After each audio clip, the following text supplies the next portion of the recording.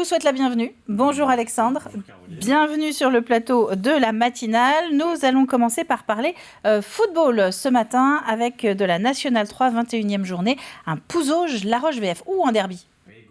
Le coup d'envoi, c'était 18h samedi soir au stade Jacques Chartier à Pouzauges. Les Pouzaugais avant-dernier accueillaient le leader La Roche VF dans ce groupe B, mais sans victoire depuis 3 matchs en championnat. Et les occasions dans ce début de rencontre sont clairement à l'avantage des Lyonnais en rouge. Ici le premier coup de casque de Thomas Allemand et la première parade de Lucas Deserme dans les cages. La Roche domine mais va se saborder. 10e minute, relance hasardeuse du portier lyonnais et Mike Babary en profite pour ouvrir la marque 1-0 pour les hommes de Cédric Fuseau. Un peu contre le cours du jeu, il faut le dire. Quelques occasions ensuite des deux côtés, mais pas de changement au tableau d'affichage. Ce sont bien les Pouzaugais qui créent la surprise en menant à la pause 1-0. La Roche VF va clairement imprimer son rythme au retour des vestiaires. Plusieurs occasions ici, la double occasion d'Antonin Bergeron, puis celle de Charlie Charrier. Lucas Deserme reste impérial sur sa ligne. Mais les Lyonnais poussent et sont récompensés ici. Romain Billet ouvre son pied un partout à la 64e. La Roche VF domine et va prendre les devants 4 minutes plus tard. Charlie Charrier, bien servi sur la gauche, profite de la position avancée du gardien Pouzaugais. 2-1 pour les visiteurs. Le match a clairement tourné et Axel Dabin va venir parachever le succès lyonnais avec ce 3e but, 77e minute. Victoire de la Roche VF, donc 3-1. Les Lyonnais sont toujours leaders, 3 points d'avance sur le deuxième Chaland. Et je vous propose d'écouter justement Frédéric Reculot, l'entraîneur de cette équipe lyonnaise, avec Thibaut Grasset. Depuis 4-5 matchs, on a le même type de match où défensivement on ne subit pas forcément grand chose à part de l'adversaire, mais on a des occasions et on ne score pas. Et c'est vrai que c'est surtout ça. Et on était dans notre dynamique, même sans faire un grand match. On avait la main mise sur le match, on se créait des occasions, on savait qu'on pouvait faire la différence. On joue la montée, ils jouent le maintien, donc c'était plus à eux de douter qu'à nous. Donc c'était à nous de reprendre une dynamique qui allait dans notre sens. Les premières occasions, on ne marque pas, on prend un but. Sauf que, je vous le dis, les derniers matchs, on n'a pas réussi à renverser la tendance. Là, on a réussi à le faire ce soir, mais forcément, ce type de match, je le vis depuis plusieurs semaines, on le vit depuis plusieurs semaines. Donc les scénarios, heureusement, ce soir, s'est inversé, tant mieux pour nous, quoi. Et je retiendrai donc votre expression, un coup de casque que je découvre. Bah ouais, je ne connaissais pas.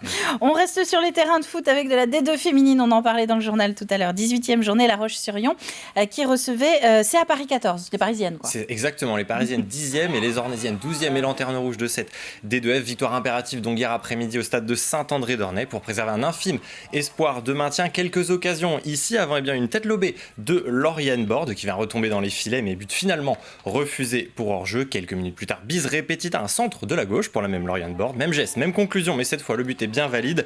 La Roche ES ouvre la marque dans ce match à la 38e. On en reste là 1-0 à la pause. On a changé de côté au retour des vestiaires. La numéro 9 du CA Paris 14 vient manquer sa frappe devant la gardienne vendéenne. La Roche va se procurer ici une double occasion par Maureen Cosson d'abord, puis sur cette frappe de Winnie Mapangou. La portière adverse va également bien se coucher sur la prochaine action, celle d'Éline Moreau, mais sa frappe du droit manque de puissance.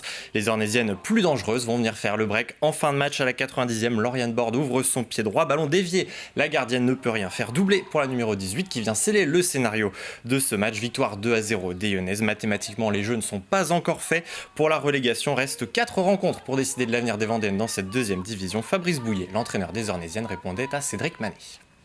Il y a le facteur réussite aujourd'hui qu'il n'y avait pas sur les derniers matchs à domicile notamment, où on avait fait plutôt des bonnes prestats, mais on avait pêché dans cette finition. Aujourd'hui, on a répondu présent, ça fait du bien à tout le monde. Aujourd'hui, c'était d'être solide, d'être solidaire et efficace, et on a fini par l'être en marquant ce deuxième but qui est, je pense, mérité. Les filles, je me tue à le répéter, ne lâchent pas, continuent à travailler, restent dans le même état d'esprit. Donc ça fait du bien, même sur un match moins abouti, de récompenser l'ensemble de ce groupe.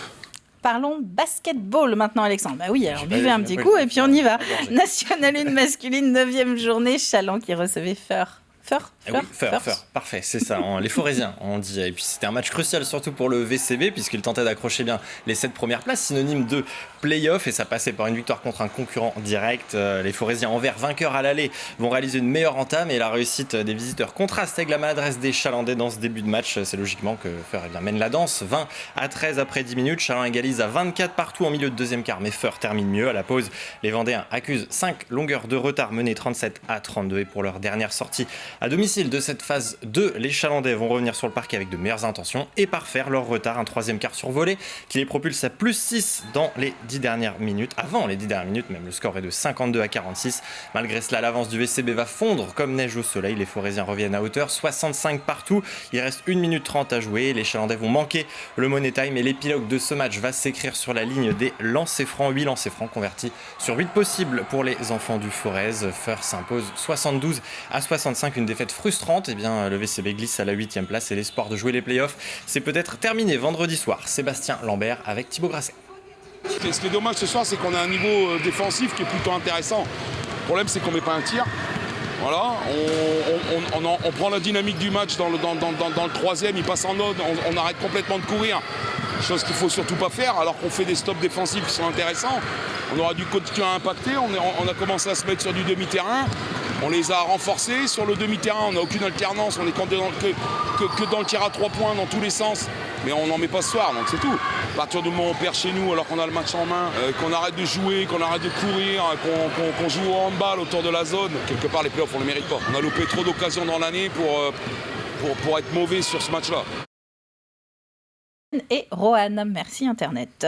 Du handball à présent avec l'équipe féminine 23e journée, La Roche-sur-Yon, qui recevait Rochechouart. Oui, à 4 journées du terme, des Lyonnaises 10e et première non relégable avaient encore besoin de points pour valider leur maintien. Rendez-vous donné donc samedi soir face au 3e du championnat, les visiteuses de Rochechouart-Saint-Junien en noir, le RVHB en rouge. Vous l'aurez deviné, première minute assez neutre et c'est La Roche qui va venir ouvrir les hostilités dans ce match. Les Vendéennes font le meilleur démarrage assez rapidement. Les Lyonnaises vont creuser l'écart. On joue depuis 8 minutes et le RVHB mène déjà 6-1, un écart qui se stabilise au milieu de ce premier acte où les visiteuses manquent d'efficacité devant le but. À la mi-temps, les Vendéennes sont devant et plutôt sereines dans leur jeu, 12-6. Le plus dur semble donc fait, mais il faut bien gérer cette deuxième période, ce qui n'a pas toujours été le cas cette saison, loin s'en faut. Les Lyonnaises ont besoin de points et vont s'impliquer et s'impliquer.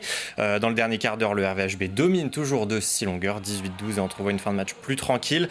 5 buts de chaque côté dans les 10 dernières minutes, c'est suffisant pour le RVHB qui décroche son 9e succès de la saison. La gardienne du RVHB, il faut le noter, Berthe Abiambacon Onoukoui est aussi pour beaucoup avec 16 arrêts comptabilisés dans le match. Victoire 25-18, de très bon augure pour le maintien en National 1, mais il faudra encore faire tourner le compteur d'ici la fin de la saison. C'est ce que nous explique l'entraîneur des Lyonnaises, Ophélie Charbonneau, au micro de Thibaut Grasset.